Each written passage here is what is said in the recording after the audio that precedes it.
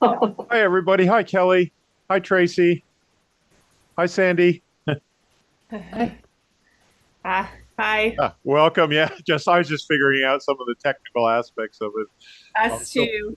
still uh, still fairly new to Zoom, so got to mess around. Yeah. Well, welcome everybody. I think there's a few more people joining us.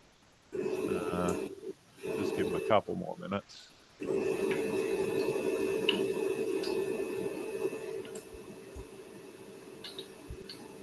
It says Caius. What's that? Mine says Caius. It's Oh, because funny. it's Caius's Zoom thing. Yeah, I guess when Hi. I They do. told them there's two of us. No. Oh yeah. Hi. Hi. Oh, I might get everybody to introduce themselves if you don't mind. Uh, I might start with Tracy because you're up on my left-hand top corner. Oh, okay. My Yeah, name's Tracy. I'm in Vancouver, Canada. fantastic. Um, and I'm interested in this form of massage to add to what I already do. Okay, fantastic. Nice to meet you, Tracy. Nice meeting you. Kelly, how are you? Um, I'm good, thank you. How are you? I'm good, thanks. We had a good conversation on the phone the other day. Yes, we did. Yeah, how are Yes. you enjoying the online course so far? I'm liking it so far a lot. Oh, good. It's very opening for sure. Oh, good. Yes. Excellent. I'm looking forward to coming to Vermont.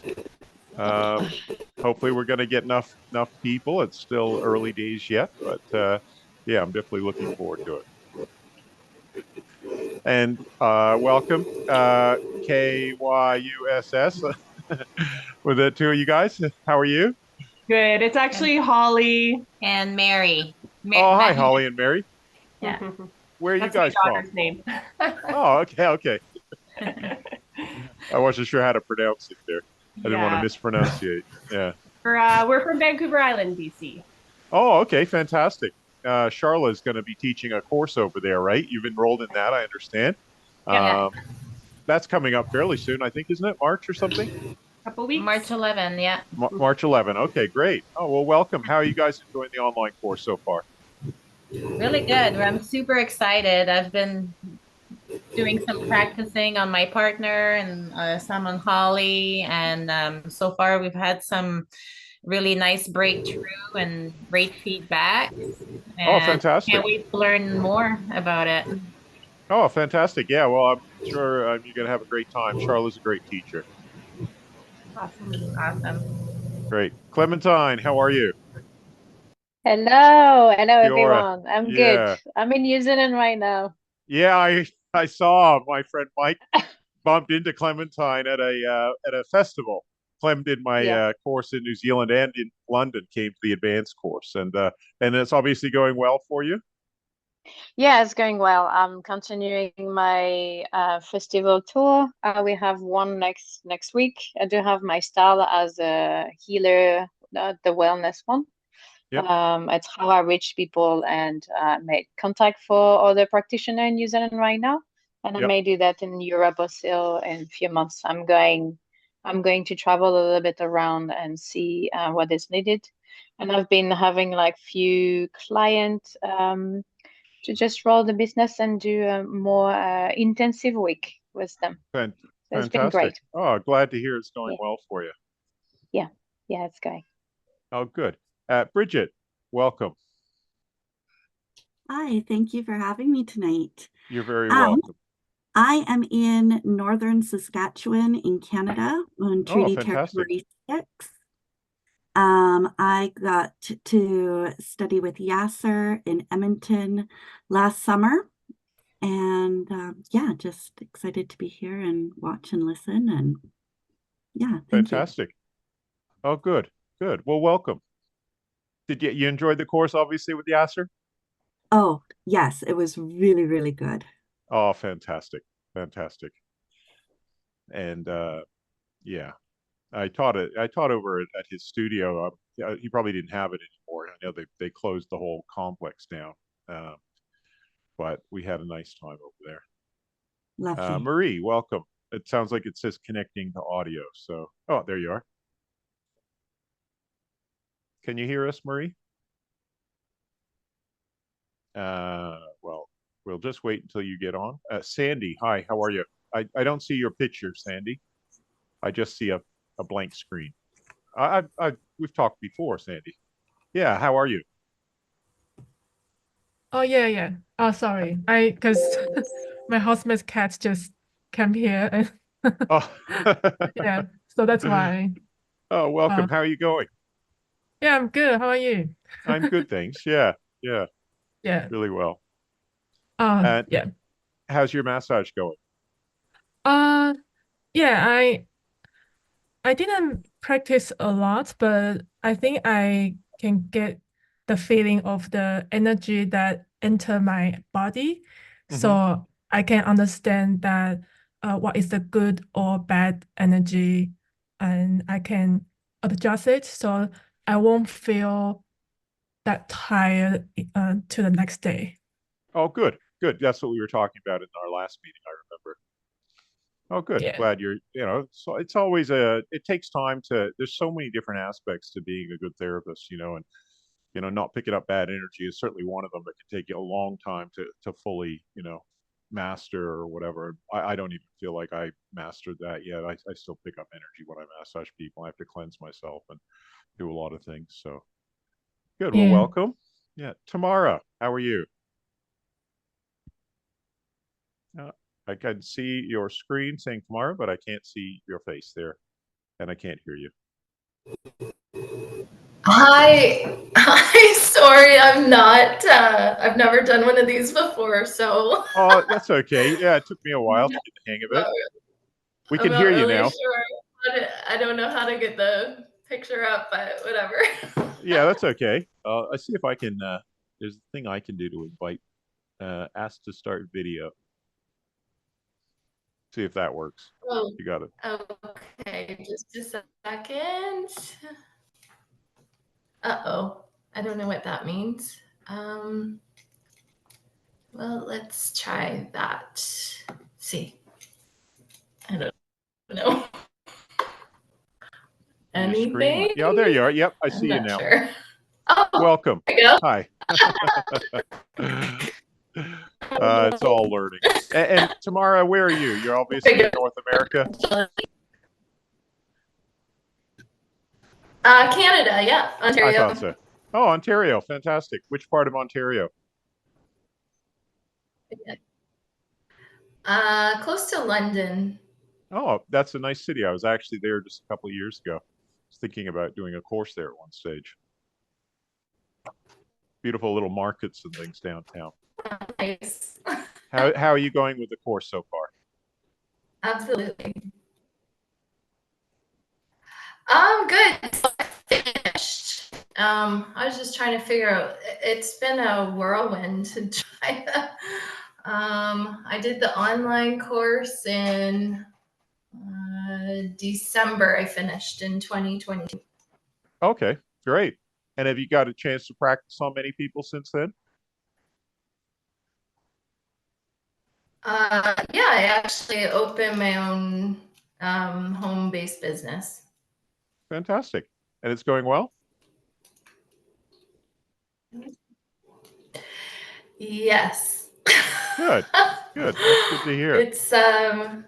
It's quite rewarding. This has been quite a journey for sure. Oh, fantastic. We'll have to hear about it sometime.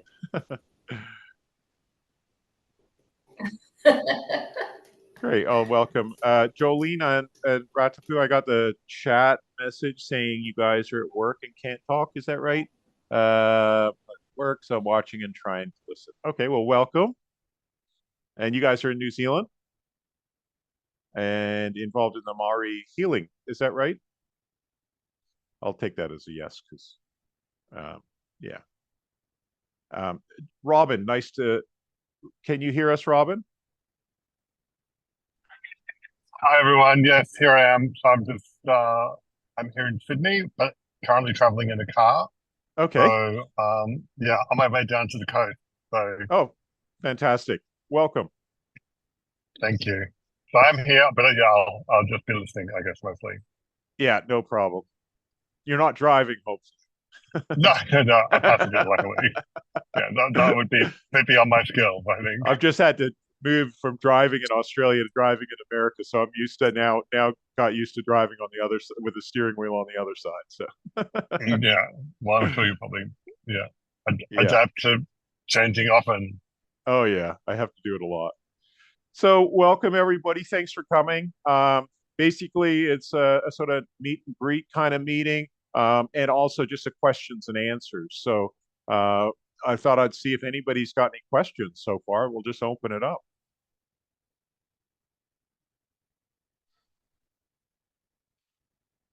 All right.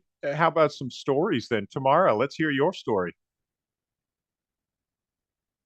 How did you get into it, and how are you going with how did you develop your business?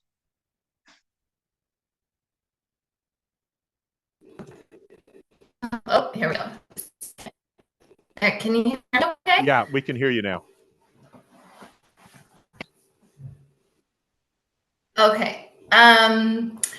So I actually had a massage. Sharon. Oh, Sharon Petman.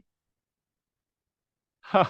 Sharon did my course. Oh, must have been like close to 20 years ago, 15 or 20 years ago, minimum. 'Cause I remember going to Toronto, and I still remember Sharon. Yeah, that's that. I'm glad to hear. I occasionally hear from her, and I think she told me that somebody was going to do the course that So that's okay. Now I'm picking the story together. Okay, and so you obviously enjoyed Sharon's massage.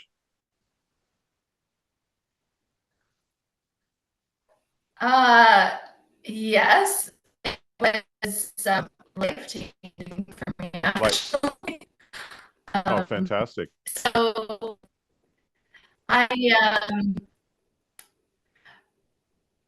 it wasn't something that I thought I was going to get into. It's just I had a massage there, and then from that, I was in healthcare for Sorry, 16 your months, audio is breaking up a and little bit. I don't know if everybody else is getting that as I well. had that job kind of state. Yeah, I'm having a bit of sorry. There's something wrong with your audio. It's like I'm having a bit of trouble hearing you. Is everybody else getting that, or is it just me? Okay, sure. Yeah. Well, it sounds like I'll have to hear about that. I'd like to hear how. I love hearing about how my students are going as well, like 20 years later. It's fascinating to see the journeys that people go on and then help other people get on their journeys as well. Great. Absolutely. Yeah, it's been so rewarding for sure. Yeah, been rewarding for you? Yeah. Oh, great. Yeah, sorry about that. Yes. It's just something's crackling with the audio. Yeah. Yeah, so Tracy, how did you get into how did you Okay. Like I Whoops. I can't hear you now. Hi, Natalia. Welcome to our meeting.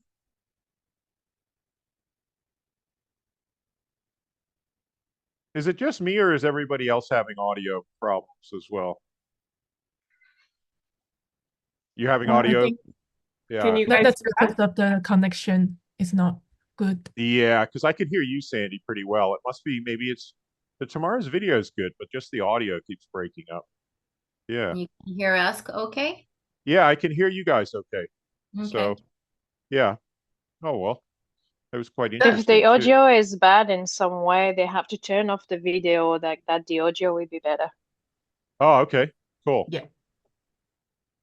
Yeah, it helps audio to turn the video. Okay. So then, yeah, sometimes if you haven't got a good enough internet connection. So Natalia, welcome. Where are you based? Oh, it's connecting. Oh, we're having a Natalia, welcome.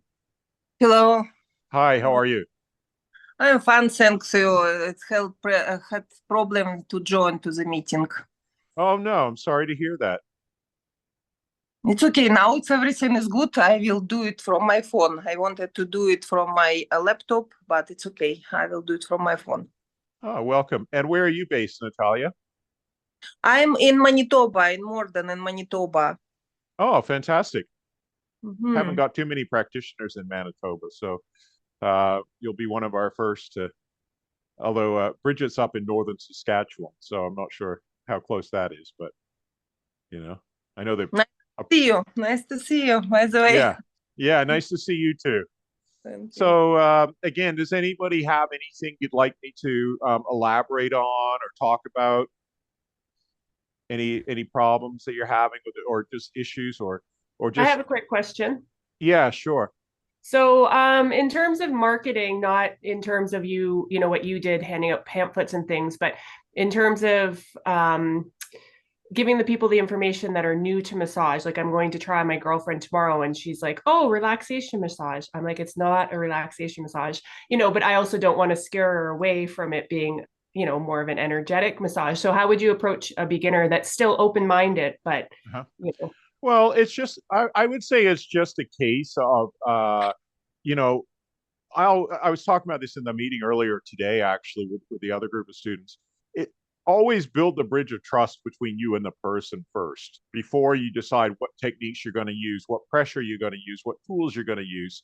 You know, connect with them and figure out first of all how much do they understand about what this massage is all about, and and how much of a green light they are. So do they want to the goal of obviously Raynor massage is to find and get rid of chronic residual tension. But not everybody, like you're saying, that she's coming for what she might think is just a relaxing massage. In a sense, when you get rid of chronic residual tension, it's the most relaxed you'll ever be. So this is a form of relaxation massage, but that's just not what people think. They think relaxation massage means superficial. So I would just sort of you want to connect with her first and make sure that she enjoys it, and then start to kind of make sure that you're also then introducing a certain amount of, well, here's where you're tight, and then checking to see whether they want to get rid of that tightness.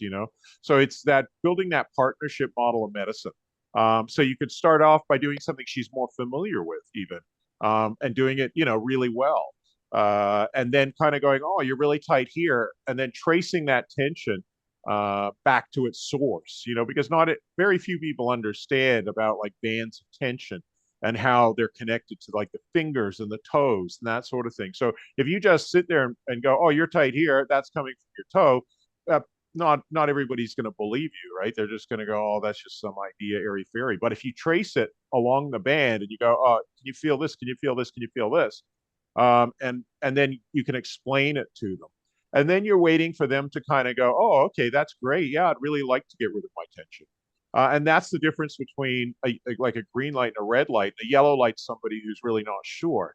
And most people are yellow lights when they first come for a Raynor massage. They're just they don't really know what it's all about. Some people are absolutely green lights, and then there's going to be people that are just red lights, and they're like, no, I don't want to find to get rid of my tension.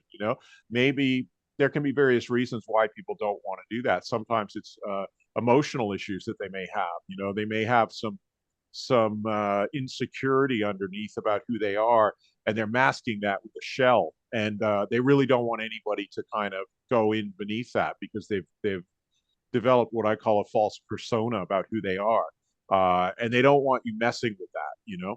And so that's, to me, is a red light. So but with a yellow light, you're sort of introducing them gradually. I call it like the guided tour, and it's like, hey, this is your body. This is when I'm massaging you, I'm finding that you're tight here, you're tight here, you're tight here. Would you like to get rid of that tightness? And that's then if they're like, oh yeah, that's great. Wow. I wonder, you almost want that person to have that, thought about, oh, I wonder what it would be like to be tension free. So that's kind of what you're really wanting, and then to give them a little taste of that. It doesn't have to be intense. It can be something that's basically a combination of what they're used to, but plus introducing them a little bit to finding and getting rid of tension.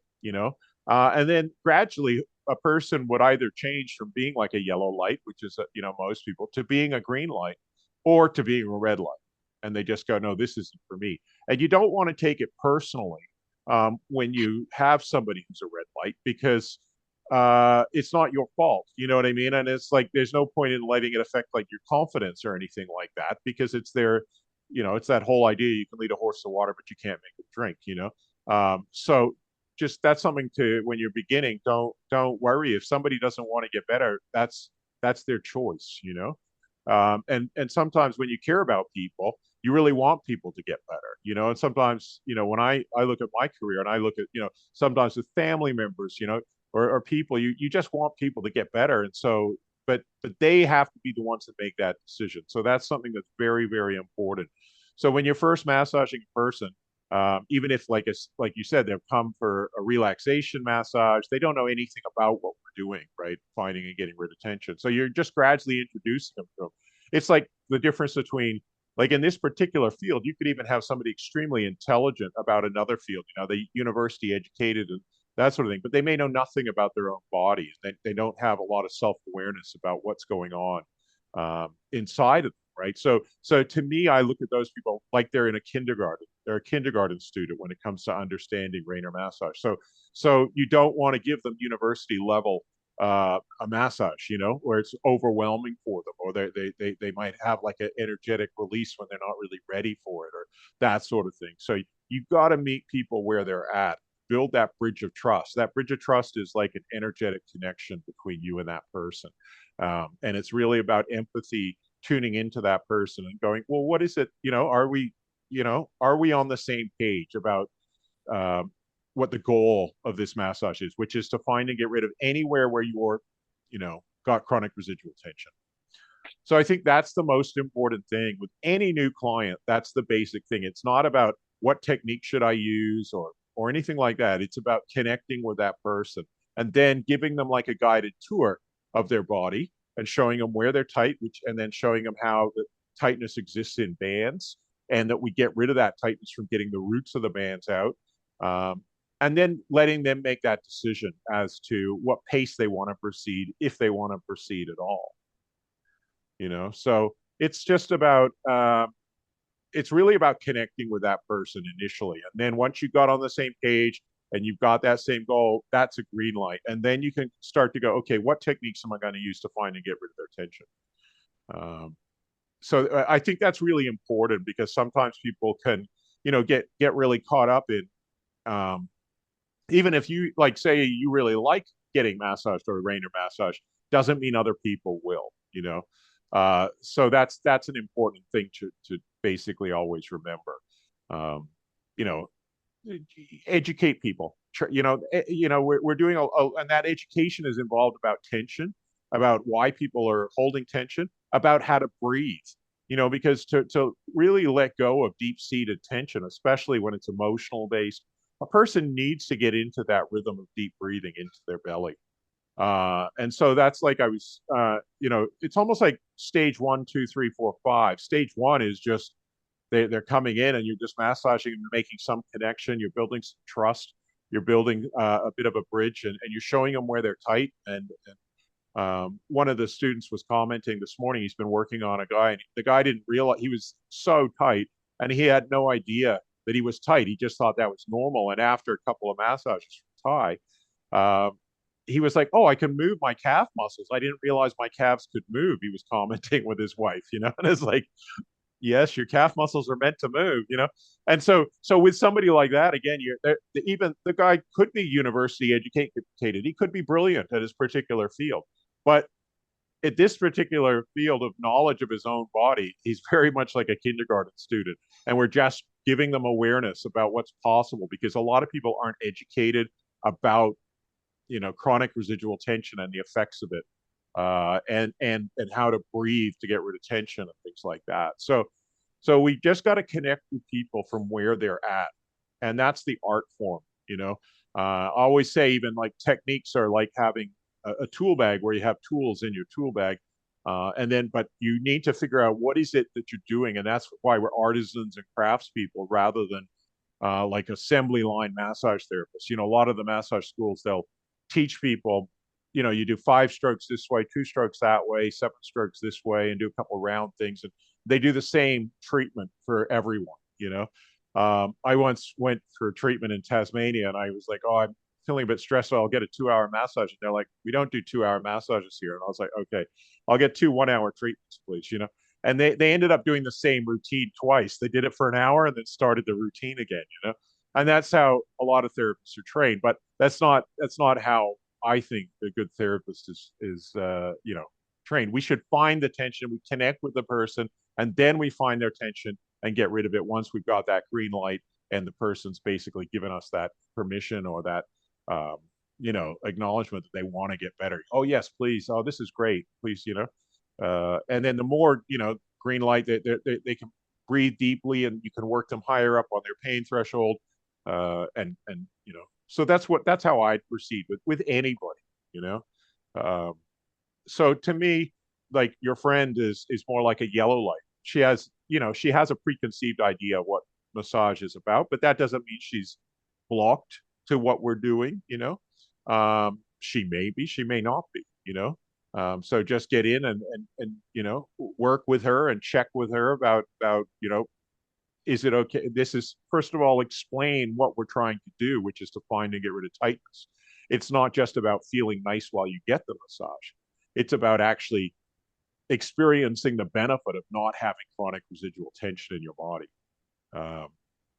So I think that's really good to explain. And then you can also, when you're explaining that, you can see how she reacts to that. And if she's like, oh, that's really interesting. That sounds pretty good. Or if she's kind of going, oh no, I don't want to experience anything where, basically if she's giving you that kind of feedback that she's not really interested in getting rid of her chronic tension, then that's more edging toward a red light.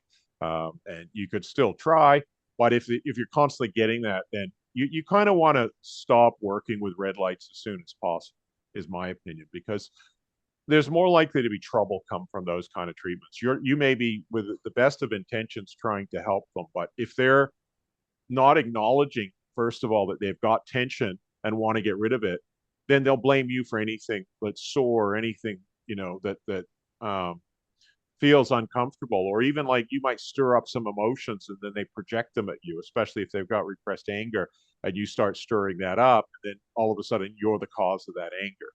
So red lights are kind of people you really want to not work on. I always say it's like certain groups like Alcoholics Anonymous or Narcotics Anonymous. When you go to one of those groups, the most important thing is people have to acknowledge that they're an alcoholic or got an addiction of some sort. With this, to be a good client, you have to acknowledge that you have tension, and then you have to want to get rid of it. Otherwise, like I said, it's too, you can be dealing with certain repressed emotions that people have that are causing tension, and they don't want to acknowledge them or own them. You have to own your issues or your baggage in order to let go of it. So I hope that helps. Great. Any other questions, or get me raving on about something? I have a question. Yeah.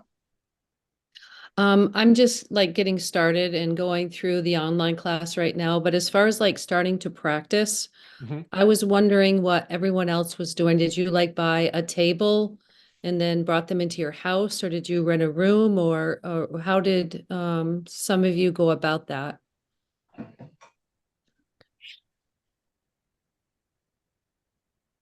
What a quiet group here.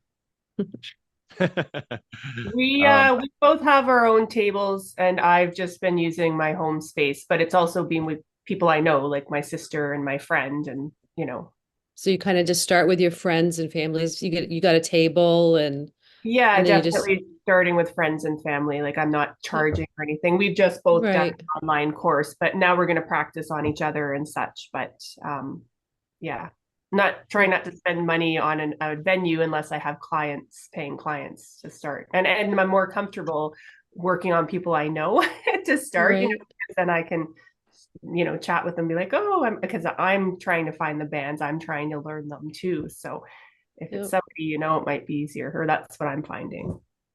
I was just I curious about just getting like, do you like a room or, so you just got a table and you're sharing it and then you just kind of like Facebook, hey guys, I'm just doing this massage class and anybody interested in being my guinea pig sort of thing? Pretty Pretty much. Most, Yeah. most Yeah. people will say yes, yes, please. Yeah, Not right. on my now. I was like, no Right. more, no more Yeah. people. Right. You Okay. just want to get your hands on enough people to the point where you're feeling pretty confident about what you're doing, and like what you guys were saying too, like if you're especially with the online course and you're just practicing and figuring out bands, you're not going to be wanting to charge people for that. But once you get to that stage where you're going, no, I know what I'm doing, I got this, or I got this enough to a certain extent where I can start helping people, you can always, of course, learn more. It's I'm always learning more, and you just get more and more effective. But then once you're at that point, I do think it's nice to separate when you have got charging clients. It's nice to separate your home environment from your work environment. I think that's something that eventually you want to do, because also people are might be letting go of energies, might be letting go of emotions. It's kind of like not something you necessarily want in your home environment. I've also practiced a lot on my own body, like just because I get a lot of tension in my arms, neck. So I kind of try to trace it down to my fingers, and then yeah. That's fantastic. Yeah. It's such a good I've been way to doing that learn. too. Yeah. Because you'll just go, oh, this is too much pressure. This is not enough. And you want it, because one of the things is you want to get the right amount of pressure, but also figuring out the little bands, and especially as they get tiny, you can feel them more on yourself.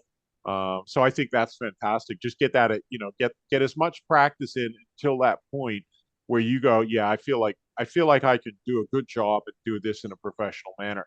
Then what you want to do, like I say, is separate your personal space from your professional space. Whether that could still be in your own house, but it's usually like a separate room, usually with a separate restroom or toilet or whatever, what have you, so people can wash their hands and they're not going into your own personal space. That's what I recommend.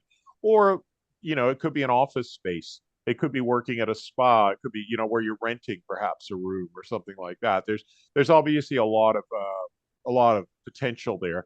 Depends on what you want to do. Some people work on cruise ships, but eventually, I think if you're working on people you don't know, even when you are working on people you do know, sometimes you want to have a space that's particularly devoted to massage, where you can also then clean the energy that's in that room. So having some windows, I mean, air conditioning can be good, but plants are nice in that room.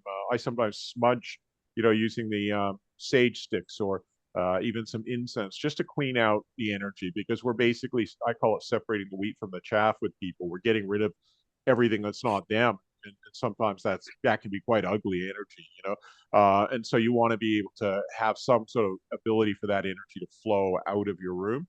Um, so that's what I'd recommend. And also then you want to, if you start getting into it where people are having strong emotional releases and letting go of anger, maybe screaming or something, then you want to have a space where you're not going to disturb like your neighbors or other people. Um, I always tell that story. I was teaching in Auckland in New Zealand, and in Browns Bay at this yacht club, rowing club or something. And next door was the police station. This person was having this huge emotional release and letting go of so much, and then the police came in. And I think I was telling you about this, Kelly. Yeah, The police came in, because I was telling you that I was like having a yell fit. I was like, ah, yeah, wondering if my whole neighbors were like freaked out, but it was just like I had some stuff I had to just yell out of me. So it's like, here it comes, That's it. Let it out. So you want a space that's conducive to that when you're designing a therapeutic space, whether that be like a property where you got somewhere out in the woods a little bit separate. I mean, I love that kind of stuff where you got trees around you and things, so you can, trees also really help absorb that kind of negative energy, and provide fresh energy as well. So, um, you know, that's what I would be thinking of as you start to go, okay, I'm ready to have a professional space here. But like that could even be in nature. I know I've got people like a guy in Greece that does it on the outside under a like a umbrella thing, and that's great too. That can be professional, and the obviously the wind and that sort of thing blows. So it can be out in nature um, as well. Obviously not in like northern Saskatchewan or somewhere like that in winter, but Right.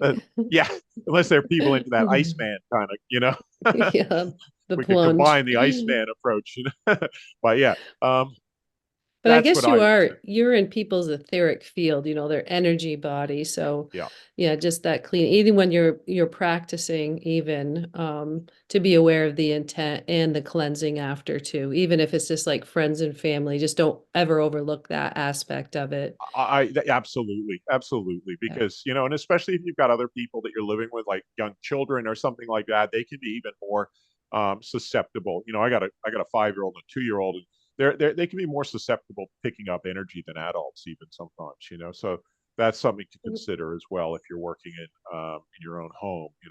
Um, I I I don't really like to do that. I'll do that on a few people that I really know well, but I certainly wouldn't want to be doing that on people straight off the street, that I didn't know. Yeah. How's everybody else? Have they got? I know, Clem, you've set up more at festivals and Oh, things like that, which okay. is more of an outdoor natural environment. Can I just ask one more Yeah, question about the absolutely, Kelly. practicing? Yeah. At what point, if you're practicing, should you consider the insurance? I mean, if someone does have like an emotional, I mean, they're your friends, but I mean, um, there still could be some underlying stuff that they don't share, like you said about the mask. I mean, is it necessary to do that at the beginning? Have you ever had people do that, or you're just kind of practicing? Should they sign a waiver? Should you still do the history form, the case I form? I would still do Um, the case history form with pretty much everybody, just because it's a good habit to get into, and it gives you information that you may not have even known, because you're changing your relationship in a sense from being just a mhm, friend to being a therapist. It is mhm. called a dual relationship, but at the same time, you are practicing as a therapist. And so I would definitely get a case history form, and you know, in terms of insurance, you can get student insurance. I know the especially in Vermont, because there aren't any major massage regulations. I think even for yourself, it shouldn't be any issue. I think there's some of the big groups like ABMP and others in the U.S. offer student insurance, so you could do that if you're worried. Look, I've never actually heard of anybody. I've heard of people being sued, but not really for Raynor massage for that sort of thing. I've had a couple so the biggest reason why people get sued with massage is actually breaches of professional ethics. So, and I've had to actually take action against a couple of students who were practicing, and I got informed that they weren't following our professional codes and they were using massage as a way to sleaze on people and things like that. And that's been some of the most stressful things for me, is to kind of, I've had to be like a policeman, but then also they've had usually police reports about them. So that's the biggest thing. The next biggest thing is bruising. But people having emotional reactions, it's unlikely that they would sue. But then again, I'm only just starting to teach in the U.S. and I know people sue more. The U.S. has got Yeah, more of a well, reputation for people suing. So um, yeah, I was just curious if that was recommended, and same with the case history form, like with your friends and stuff. Sometimes, maybe they wouldn't be so apt to share some of that as much as someone that you didn't know. Sometimes it's nice when you just yeah, don't know somebody, yeah. compared to like some of your really close friends. So okay, Absolutely. yeah, I was just, It is called a dual relationship, and it's not that it's wrong to massage people that you already know or even related to. Like if when my father was alive, I used to massage him, but me being his therapist actually never took precedent over the fact that I was his son. So that's why it's called a dual relationship. If I'm massaging my kids, I'm their father first. And even with friends sometimes. And so that's usually, you wouldn't usually charge, that wouldn't be considered like a professional massage usually, when you're doing, you could with friends. I think it's like pretty hard, and it's not that it's wrong for people like family members to pay you or something like that, but it's not quite considered a professional massage because you've got that dual relationship kind of going. But yeah, it's it would be, I guess it does happen, that people do sue people for that kind of thing. But it would be highly unlikely. Yeah. But it's certainly you could get insurance for that. Well, I just kind of just went through that on, I think on one of the classes that I was doing on one of the, so that was kind of fresh in my mind as far as at what Yeah. point do you think about that? Probably Yeah. when you start advertising and you start doing that professionally, then you kind of think about the insurance before you get started as part of your startup Yeah. costs or yeah. Okay. Yeah, and it's not usually that expensive. Compared to like a doctor usually pays like $50,000 a year for insurance. Whoa. I don't know about in the US, probably could be more even, but because there's so many malpractice suits against doctors, but massage insurance is under $1,000 usually. Sometimes under 300. It depends whether you want to get like $1 million or 2 million or 5 million or $10 million worth of coverage. And I can recommend some people in different countries with, if people are interested in getting insured. Anybody else got any questions? I have question. Yeah, Did you hear me? I can hear you, but I can't quite. Oh yeah. Yeah. My question is, I wanted to take a second course. I finished my online course. I plan to do it in April, but it's April. It's around April 14, I guess. Next course in British Columbia, close to me, close to Manitoba. It's no close place, right, to me.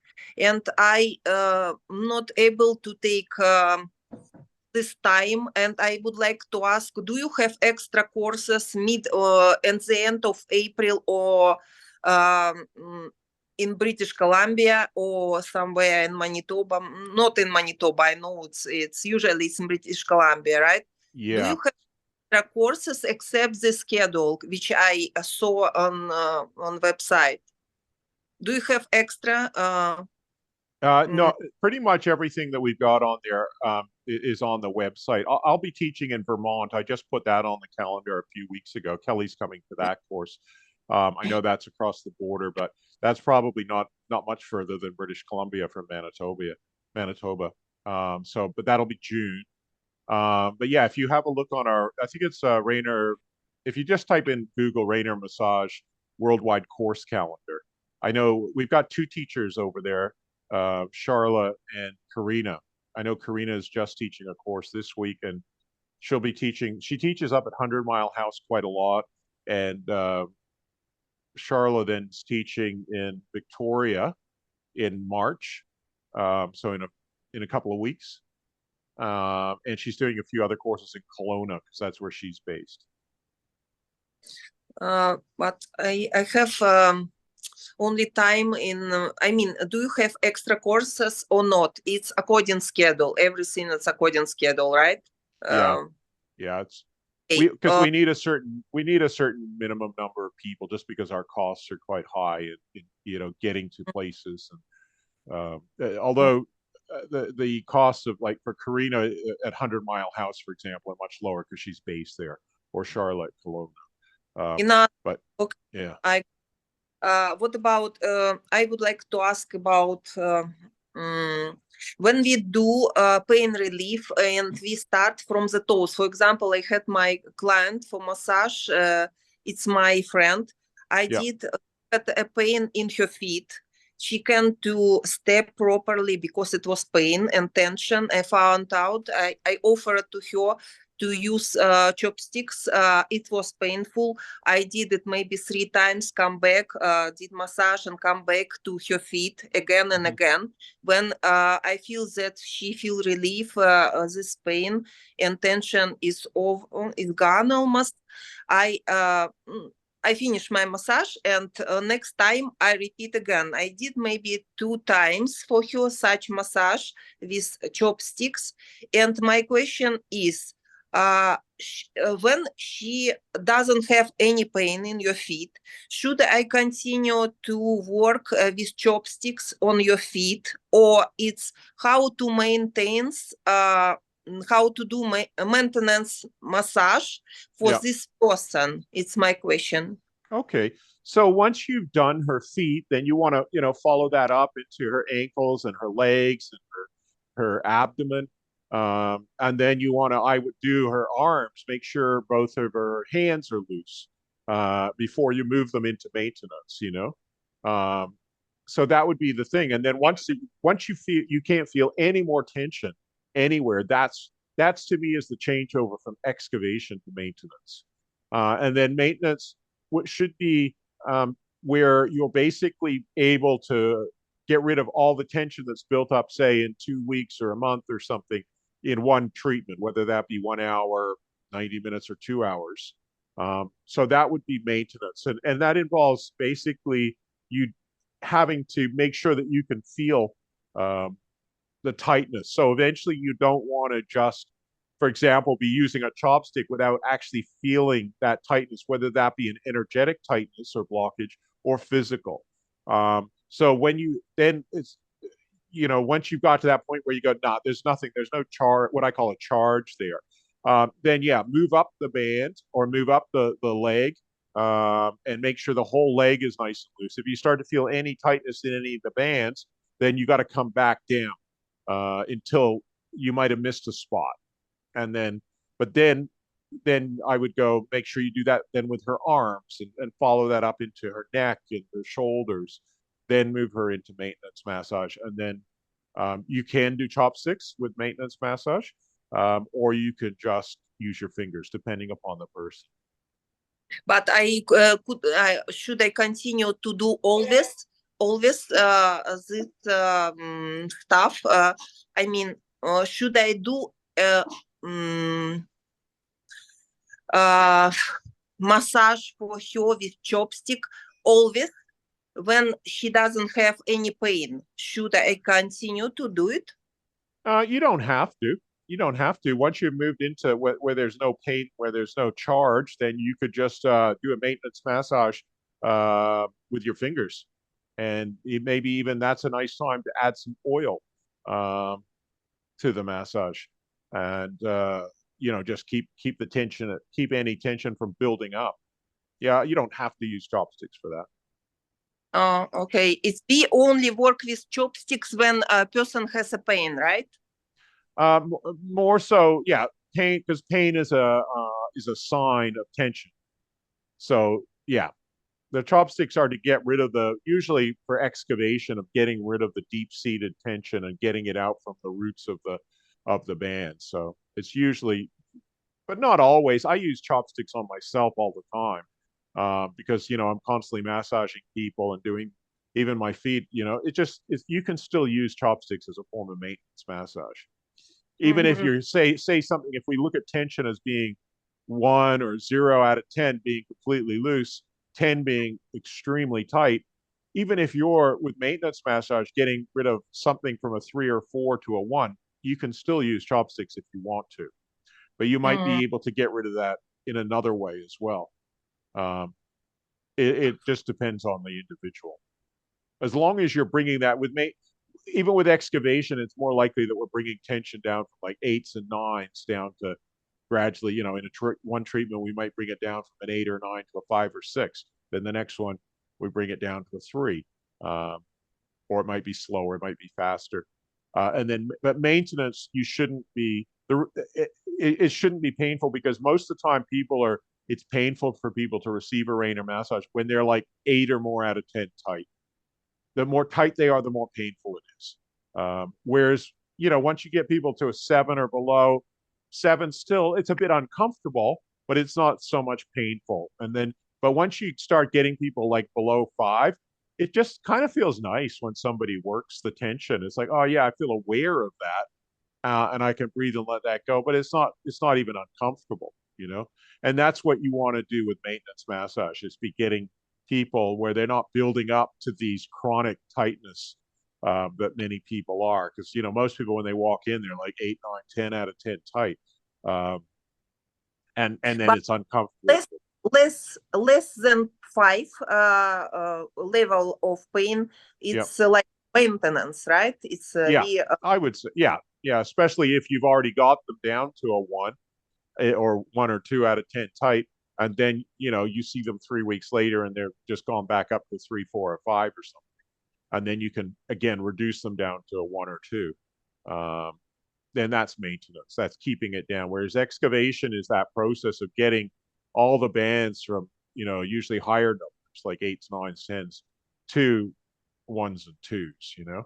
Some people will stop the process once they get round 5 because they just go, wow, I feel a lot better because I'm so used to being that tight and that uncomfortable that 5 feels fantastic. My whole life, for as long as they can remember, they've been tight. But the best thing is to get completely tension free and then bring them back down from 5s to 1s and 2s. And how often after when you remove all of tension, I mean, the person feel level of pain around 3-5.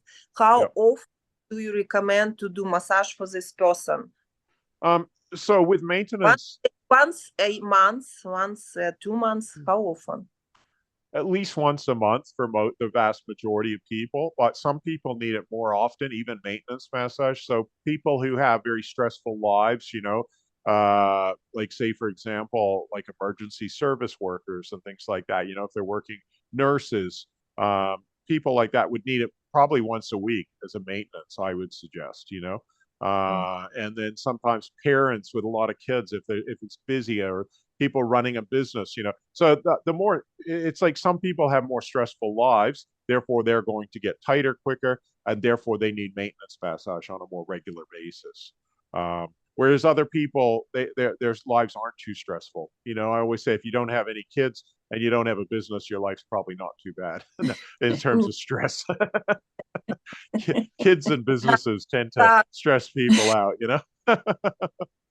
but we don't know, right? Like I said, there's all sorts of different people. Everybody's an individual, and different people have their own levels of stress for different reasons. So that's what I would do. And look, what you could do is say move them on to a monthly program, and then you could go, okay, like then again, like if somebody's say coming from a long way away, they might want to do a month every month, but they might do 2 hours rather than 1 hour. So they let their tension build up to a 5, and then in 2 hours you can get it all back down to a 1 or 2 and so that's an approach too. So you could, or they could do it once every week for an hour. So if they're close by, they might want to like maintain that. So most people need between 1 and 4 hours a month of maintenance massage, and unfortunately, sometimes people just do that when they're actually getting excavation massage, and therefore it takes a lot longer to actually excavate their tension. Whereas with healthier people, I recommend 3 to 6 hours a week of excavation massage. And by healthier, so if somebody's got, like the healthier the person, the more they could do. And when you could be healthy but tight with stress, but if somebody's got a lot of toxins in their body, then we have to pace that out more. You might just want to do, even with excavation, take it over an hour a week for a year, because some people can have quite strong, reactions, like where toxins are being stirred up. We call that a healing crisis. So the toxins come out from where they're stored. We might be massaging that area. They come out from that area into the bloodstream. That person could then feel like nauseous, or they have a headache, or various things. So people, for example, smokers, people who are working with certain chemicals. I used to work on this guy that was a panel beater, which I'm not sure they use different terms in different countries for that, but he used to use lead-based paints. And within 20 minutes of me massaging him, he was all vibrating and shaking, but it was different than what I'd seen with other people who have these vibrating and shaking. That was all due to his toxins. So you wouldn't want to do 3 to 6 hours a week on somebody like that. Would be too much, because you're letting go. You're moving the toxins that are stored in his muscles and different parts of his body into his circulatory system, and it'll take some time to process. The same could be said of certain things with emotional conditions. I remember doing this 8-hour massage on one of my teachers in London, And afterwards, I did 4 hours, had a lunch, and then did another 4 hours. After, she's like, I don't even know who I am anymore. And it took her like a year to kind of really integrate the change that happened so quickly in those 8 hours. So it made me think about that. And I was like, yeah, well, some people you need to, it's all on an emotional level. People need to reintegrate the changes that have taken place. Like if they've had a big emotional release or something, and if it's been sitting there since childhood, they've built up a sort of personality structure around that emotional dysfunction, and all of a sudden that's not there. And so their way of identifying who they are can be transformed as well, which can also then affect their social relationships. I've had a lot of people come and do my course, and they've gone through such massive change during the course that if they go back to their normal life, and all of a sudden, if they're in a job that they don't like, they suddenly just tell the person they're working for, I don't want to work for you anymore. Something that they previously put up with, maybe an abusive kind of relationship. I've had people get divorced, and if something's not healthy, suddenly you just go, hey, I don't really feel like this anymore. Swear at them or whatever, right?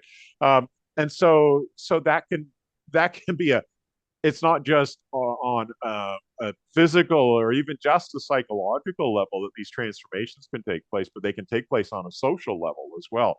As you heal yourself, that's going to change your relationships.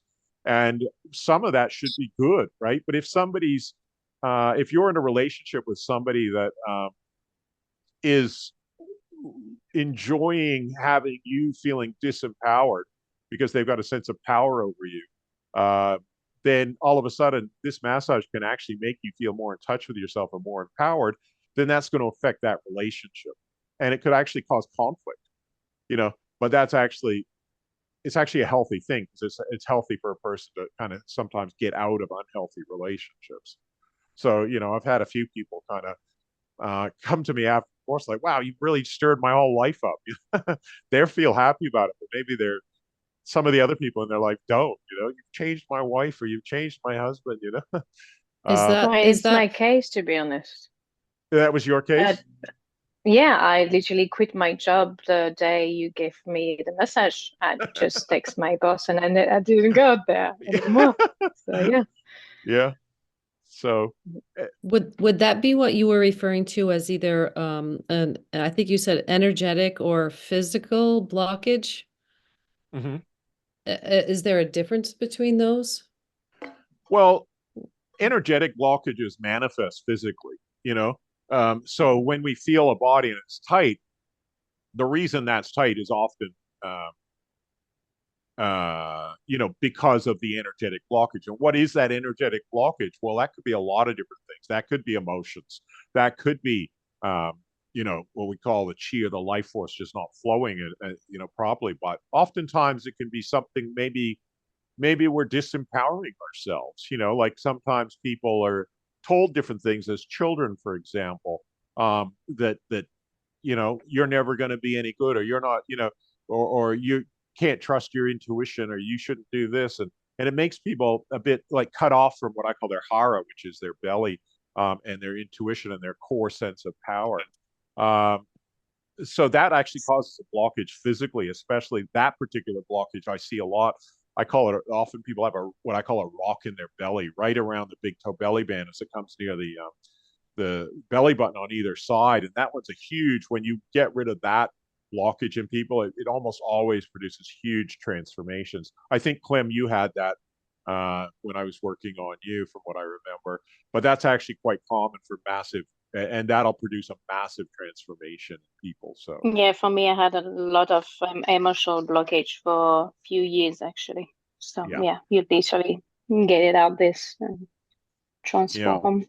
Yeah, to be really who I am, actually. Yeah.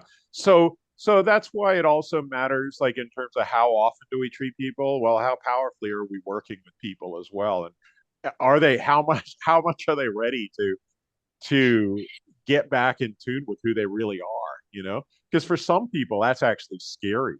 I don't personally find it scary. I find it exciting, but some people do find it very scary, because, especially when they've got a false idea of who they are. And I say that like sometimes that's a cultural thing. Like in Australia, for example, in the older generations, they have a thing like, oh, men shouldn't cry.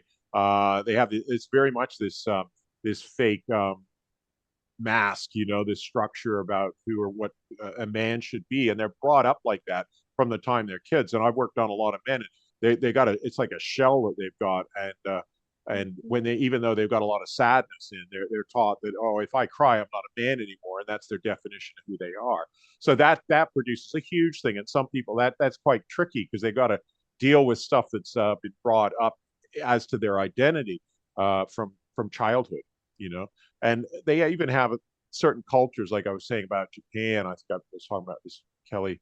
I might have been talking about it, but they have a saying that if a nail sticks out, hammer it down. And so they have a particular idea of what it means to be Japanese. And if you don't fit into that, you're supposed to be repressed, so all of these kinds of things can produce like almost like a clash of, as you heal, a clash of who you are versus who you're told you should be, or even told you should be as a national identity, perhaps, or an identity based upon your gender, or anything. There's many different ways that we can be told who we should be when that's not actually us.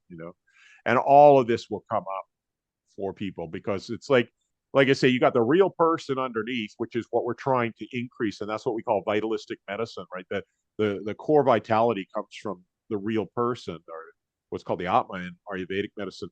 And then we're like a mud, we're like a diamond covered in mud that's sometimes quite hard. And so we're increasing the vitality of who the real person is and chipping away at that crusty mud until the real person kind of comes out and flourishes.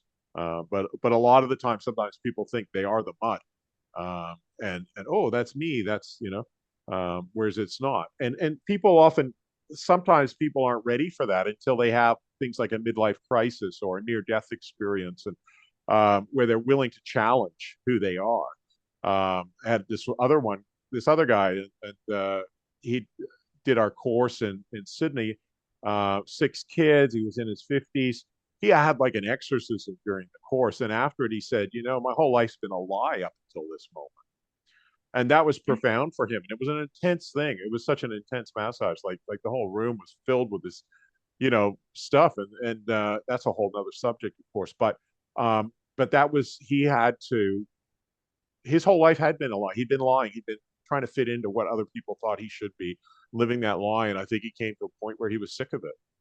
And that's a great point to work on people too, where people are actually, if they are living a lie, when they actually kind of go, I'm sick of it. I want to live my life to be who I am, to be on my path.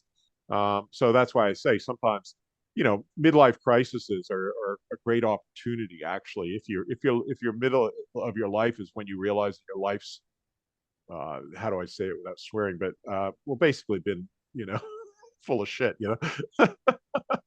I can't. Sorry, can't not swear sometimes. So yeah, that's great difficulty, but that's the Australian. It's the Australian in me. Like you just can't. So, but that's a wonderful time. Whereas if people are too caught up in like, no, I'm fine, or they're scared to confront things, perhaps, then sometimes that's not a good time to work on them. Because, like I say, if you're confronting somebody who doesn't want to be confronted, then that produces a clash. I even remember a friend of mine I was working on. This, you could tell this guy had a lot of repressed anger. He'd had a lot of issues from his mother and his father beat him, and I'd say to him, man, I think you got a lot of repressed anger. And, he basically yelled at me, I'm not fucking angry, It's like, okay. Yeah, you don't sound it, And so it's like, well, what can you do if somebody's in denial? I say a lot of, the body doesn't lie, but a lot of people do. But when you're actually massaging people, their body will tell you the story, but they might not want you to know that because sometimes people are leading these lives, in order to get approval from other people. They want to fit in, like I was saying about that expression that they have in Japan. There's this social pressure. You must behave like this in order to be accepted, I always say underneath people have got fears of two things: fear of death or fear of social ostracism. And even in Australian Aboriginal society, ostracizing somebody from the tribe is a severe punishment. So we're all naturally social beings, but sometimes that can be misused.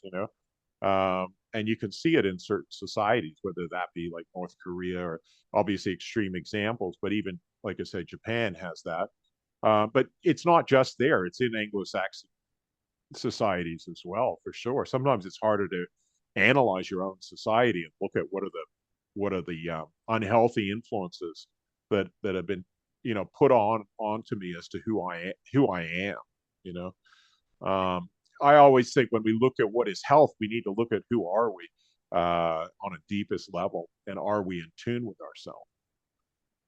And so if somebody doesn't want that, then this massage, you'll actually have a conflict with that person. You're having a conflict with their kind of shell, but they're attached to it. And you always just got to respect people's free will to keep that delusional state. And work with people that want to get better. Like I say, the people that are kind of like, it's just such a great opportunity when people are, like I said, with Alcoholics Anonymous. The first thing you gotta do when you're in an Alcoholics Anonymous group is go, I'm an alcoholic. And the second thing is, I want to get better.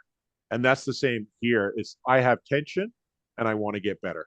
And if you don't have tension, that's wonderful. But most people do, and the body won't lie. So if you don't have tension, somebody will massage you and it won't hurt. There won't be anything where they feel. They'll just go, wow, you're tension free. And I can tell you that less than 1% of the people I've met in my life are tension free. I'm coming to see you then. I'm a green light. Okay. Yeah. Well, come on along. That's what it's all about. That's what I like. I like helping people who are green lights. That's my favorite thing to do. And at this stage in my career, that's why I'm saying I don't have the time for red lights at all.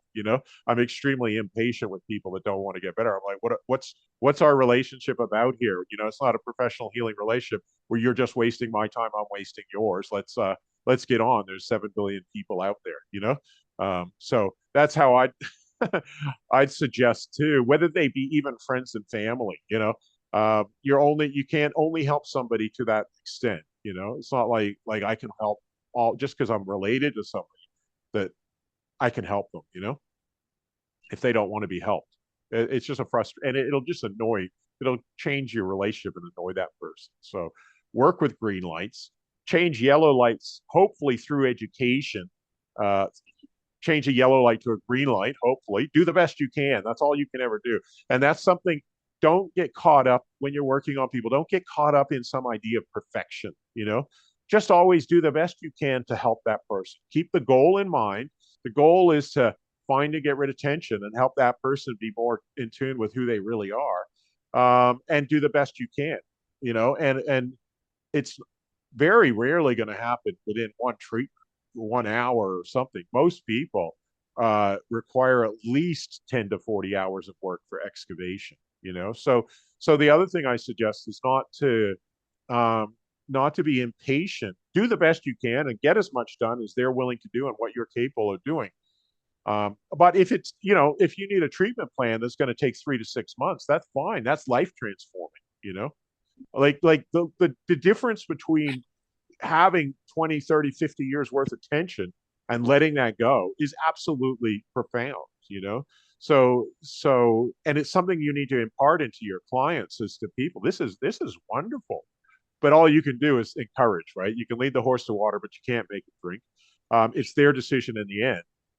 But you want to eventually, then you should be then get to that point where you're as busy as you want to be massaging people, whether that be 16 hours a week or 20 hours a week or whatever. Not many people can do much more than 20 hours or 24 hours a week of this kind of work.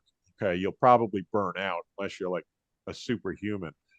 So I wouldn't expect, don't put yourself at that point. You want to think, well, how busy do I want to be? Because like I say, you have to cleanse yourself of the energy you pick up. It's tiring to be that intensely focused on a person too. I couldn't do that. Even when I'm teaching a course, I find I'm fading out by the fourth day of the course. Like the afternoon of Thursday, I'm like, oh, I find it hard to focus anymore. So I couldn't even, that's like doing 35 hours a week. Of course, I'm teaching at the same time, but it's very tiring to massage because you're constantly present with that person. A good therapist is constantly present. So the other thing I say is don't figure out what you can do in a week, whether that be 12 hours of work, 14, 16, something of that nature, while not feeling that you're burned out, and you've got time to maybe massage yourself or go for a swim or whatever it is, do some gardening or whatever it is that's going to help you get rid of that energy that you picked up, take some deep breathing and get a massage yourself, so that you're sustainable. Because I think that's so important, because actually once once you get good at this, it'll be completely different than when you're first starting, where you're worried about, can I get enough clients and all that. You'll have far more people wanting massages from you than you can do. You know what I mean? So then you got to go, how much can I do? How much can I pace myself and be in this for the long haul? You certainly don't want to get to that point where you're feeling exhausted on a chronic level and then going, I don't really like this anymore. And that's a sign that you need to get massages and that you're possibly doing too many in a week. Okay. So that's all sort of things that, and I've learned these lessons by sometimes making mistakes, doing too much for, to the point of being burned out. So pace yourself, and then just do the best you can, and it's a partnership model of medicine. So you're working with each individual, just try and connect with them and communicate with them, whether that be in English or another language, or sometimes you're working on somebody and you don't speak the same language as them. So you're having to communicate in another way. You could be working with animals. You could be working with young children. Always make your communication suit the person that you're working with. So that sometimes people think, oh, being a good communicator means being able to use fancy words, and sometimes a lot of the massage industry has emphasized, learning every muscle name in Latin and that sort of thing. But if the person doesn't understand what you're talking about, how is that good communication? It's not, right? So good communication means connecting, figuring out who is this person that I'm talking to, and how can I get them to take a deep breath, breathe, shout, let it out, and that sort of thing, and work with me in finding and getting rid of their attention. So that's the kind of communication. And that's going to be different if you're dealing with a child, if you're dealing with somebody that doesn't speak English. You could be dealing with somebody with a very different culture. Hey, Tracy. Oh, you got to go? Okay. Bye. Thank you. Bye. Sorry, you're it took welcome. you up. No, that's okay. You're welcome. You're welcome. So I got time for another couple of questions, and then we'll finish up. Does anybody else have any questions? Can I ask one more? Yeah. My question is, I finish online course. It doesn't allow. I get my certificate, online certificate. It's not enough to start to work with people. I mean, and take money. Work like a massagist. Is it not enough? First level. I have 5 years experience like a regular massage, classic massage. And I thought that I can add more knowledges. And can I do it, or I need certificate, next level certificate to work? Well, from my point of view, that the time when you're going to be starting to work is when you feel confident that you can give a good treatment to people, and that they're obviously responding in that way where they're going, yeah, that was a great treatment. You've got 5 years experience of working with people in another form of massage, did you say? Well, to me, I would be like, I personally don't have any problems with you charging people if you're feeling confident. Legally, I don't think there's any problems in Manitoba. It's not like there's regulations.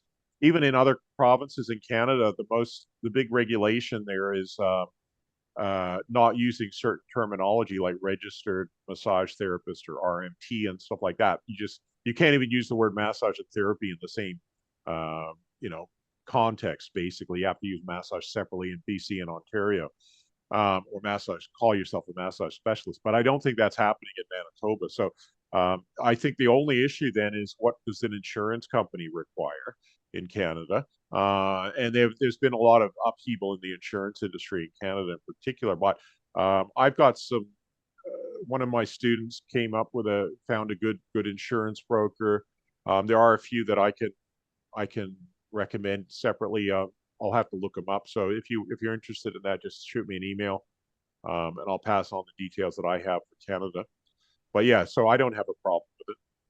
Oh, can I ask another way? If I didn't have any experience and I finish only first level on live one now, is it allowed to be hired massage salon with this certificate first level or not? Look, I personally recommend that people do our practical course as well, because it's a time for us you get massage, you get a lot more hands-on experience. I used to do a video assessment of people who couldn't do that because they were located too far away. And then I'd say, hey, I believe now you're ready to go out and start working, because I'd get them to film a 90-minute massage.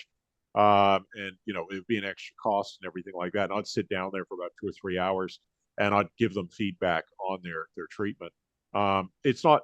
It's like I say, it's not something that I necessarily stop people from doing, but I recommend that people get the practical experience, because I think it's invaluable coming to a class and actually receiving massage, as well as giving it that hands-on, because I can't necessarily assess how good you are after doing the online course, because our assessment in the online course is very much like multiple choice questions and things like that, whereas massage is an art form.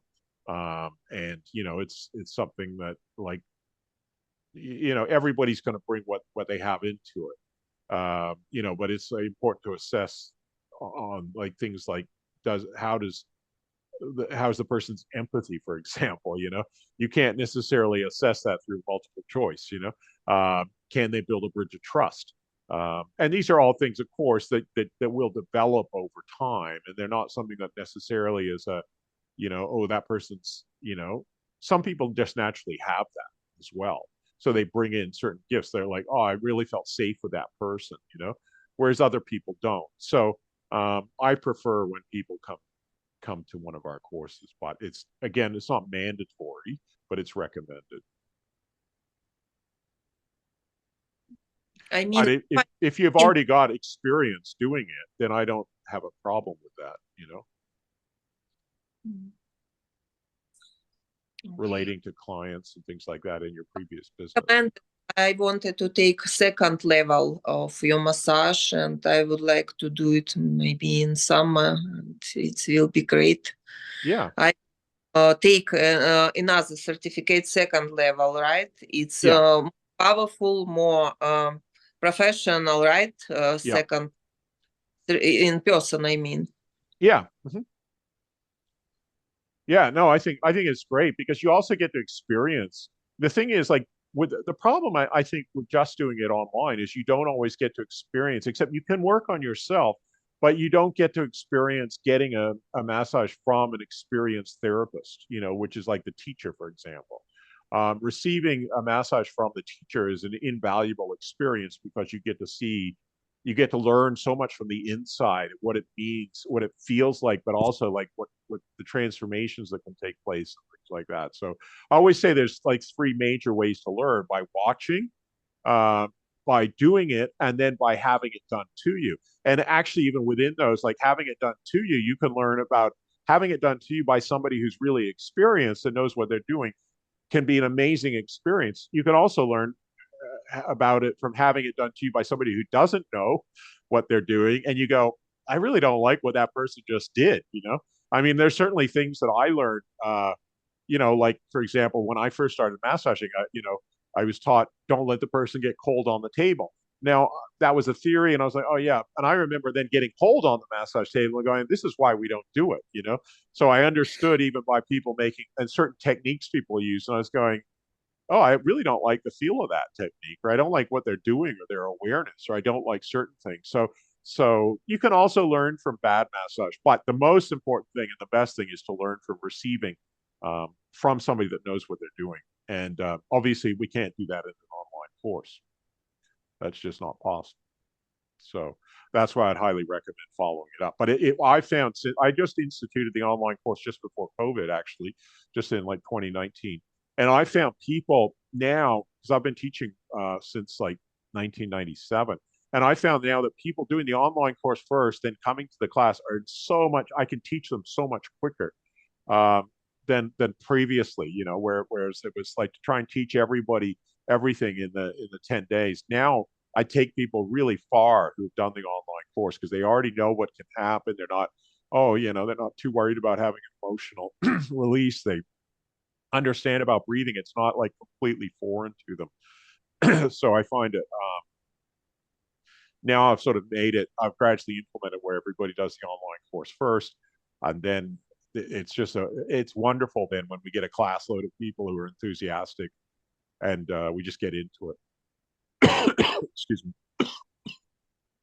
The other thing is we've had students who are red lights, you know, and the online course pretty much eliminates most of those people. If they take the course, they'll go, oh, I don't like this, you know, and it's much better off if they're not in the class because people who don't want to get better, and really, this is I say some people walked in the wrong door. Maybe they just thought the massage was not going to be so intense or transformational, and it's best not to have them in the course because it's not good for all the other students either. You know, it's nice to have a great group of enthusiastic people. You know, anybody else got any questions? Well, Clem, you had the London Advanced course. Wasn't that a good course? Can't Hi, Brandon. Yeah. Can you hear me? Yeah. I just have a question in regards to bunions. Yep. Have you had many people that have had bunions and how, the massage techniques can help with those? Yeah, I've helped. I've got a video on my YouTube site, me working on a guy named Alpha with his bunion, and he had a pretty severe bunion. You know, officially they say that massage can't help with bunions, but I don't necessarily agree with that. I think that it's a gradual. I think with a lot of things, if you leave it too long, then it's much harder and possibly you can't fix it. But I think massage can help prevent a bunion from developing. And I think that if it's not too severe, you can reverse that bunion to a certain extent. But it's usually, there's a lot of tension in the big toe. And it'll be also very painful for the person. So you would expect that it's going to take several treatments. But yeah, if you do a search in YouTube for Brandon working on Alpha, ALPHA. When I first met Alpha, I thought this guy can't be his real name because his real name is Alpha Dangler. And I was just like, that's not a real name. But it was. He's from the Caribbean. And I was like, no. Who's this guy's name? No, that's fantastic. I'll do that. Yeah. So yeah, have a look at that treatment that I did. And I made progress with it, but I only got to do one treatment on him with that. And I think it needed at least 5 treatments, 5 to 10. And each time we'd probably get a 10 to 15% correction with it. Okay. That's fantastic. So had he had his for very long? Yes, he was he played a lot of basketball and different things like that. And it had gone gradually, you know, the bunion had developed gradually, as a lot of them tend to. Sometimes people have bunions from birth. And I think when you've got something from birth, it's harder to correct. You know, they say in Ayurvedic medicine, for example, there's 3 different categories of diseases. There's ones that you can completely fix. And I think there's quite a few that are in that category. Then there's ones that you can help, but not completely fix. Some bunions are going to be in that category. And then there's other ones that you can't do anything about.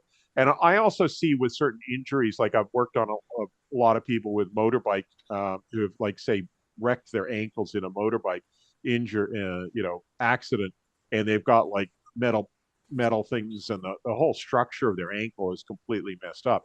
Now, you're not going to fix that with massage. You know, that's been damaged. But what you are going to do is prevent the problems that are coming from that ankle to really mess up the knee and the hip higher up. And there may still be some problems because of that whole structure of the foot, particularly the ankle, has been so badly messed up. But you can help prevent it from getting, where as bad as what it would without massage. So it's not like you fix the root cause of the problem, because the root cause of the problem is like a severe injury where there's a lot of broken bones, and that's just you can't fix that. Like maybe certain I bone guess setting. it that? all helps, doesn't it? All It right, all thanks very helps, much for that. Yeah. You're welcome. Thank you very much, and thanks so much for holding this. It's been great. Oh, good. I'm glad. And I'll try and hold another one before I go back. I'm teaching in Australia in May, going back. So if you guys are interested, I'll try and hold another one in sort of mid to late March while I'm still here. Yeah, that'd be good. Fantastic. All right. And like I said, think of any questions that you have. Go ahead. Yeah, I have a question for you. Yeah. Concerning teaching, I don't know if it's the right place or you prefer to do that in a private way, but what do you require for your student to become a teacher? Okay. So basically, they've completed the advanced course and they usually then apprentice with me for about 4 or 5 courses. So working with me, helping me while I'm teaching, or sometimes helping other teachers, but I always like to assess teachers. Then, of course, we assess them on, of course, their abilities as a therapist, but, that's even more as a teacher. There's other qualities that are needed. Things just like, being able to manage a class, dealing with difficult students, and basically just guiding, a great ability to communicate, even higher ability to communicate, obviously, than just being a therapist as well. But, yeah, so that's pretty much it. And just, being able to then help people make transformations and be on their journey. So everybody, of course, it's an art form, but basically getting as much experience as possible, and then, like coming as an apprentice to various courses. Great. Well, thank you. Yeah. And so, I'm hopefully, I'm just having a little, not teaching as much this year as I was last year, just working on myself a little bit, but I'll be back into it. Brandon, could I ask you how often we have meetings? Is it randomly or it will be regularly? How's It depends on my schedule. When I'm teaching, I'm just sometimes too busy, and I was moving house and that sort of thing. So it is random. Usually when I'm settled and I've got some time, happy to hold them a couple times a month, and then it might be a couple of months break in between the meetings, if I'm teaching a course or something, because like I say, all my focus is on that course. And I've got 2 young children as well, so they take up a fair bit of my evening time during that time. So like April, I've got a fair bit of commitments, and May, so it might be a bit more difficult. I may be able to put one on in April, but I've got March free at the moment largely. So yeah, a lot of it just depends on my schedule. But if you decided to have a meeting with us, you let us know, right? Yeah. I can do a mass email to everybody, and I'll was this a good time? Obviously, this is a good time for a lot of people. Yeah, that's good. Yeah. Okay, great. Yeah, so that works for me as well. So as I say, if you're, I've definitely got some time in March, so I can put one on in maybe in 3 weeks or something. And like I say, if you've got any questions, have a think about them over the next few weeks. Get your hands on as many people as possible, so that you encounter difficulties that you're not sure about, or sometimes it's just interesting stories to share with everybody as well. If you guys don't mind, I record this and post this on the course and send it to students that couldn't make it. There was a lot of people that couldn't make it just because they're busy. Hope no everybody's okay with that. Yeah. Yep, because sometimes you guys, can have very interesting questions that then other people also have that question, or they didn't even know they had that question, but they get the question answered before they knew they had the question, which is also quite good. So it's just building upon that body of knowledge as well. So But also feel free, if you do have any questions in the meantime, you can also shoot me an email. My email is just brandonraynor@gmail.com. So, don't be shy. Just go for it. I'm here to help you guys, Very good. And also, if you got any interesting stories, we always like to hear stories about treatments and what's so it's always nice to share. And it's also nice to build a sense of community. I think having a Raynor massage community and knowing that there's other people involved in the whole situation, I think just helps with everything as well. And sometimes it's about, this morning we had a bunch of people connect who didn't realize they were actually close by and could get treatments from each other, because that's also very important. I have a question about that. Yeah. Just where I am out in Dubbo, as you know.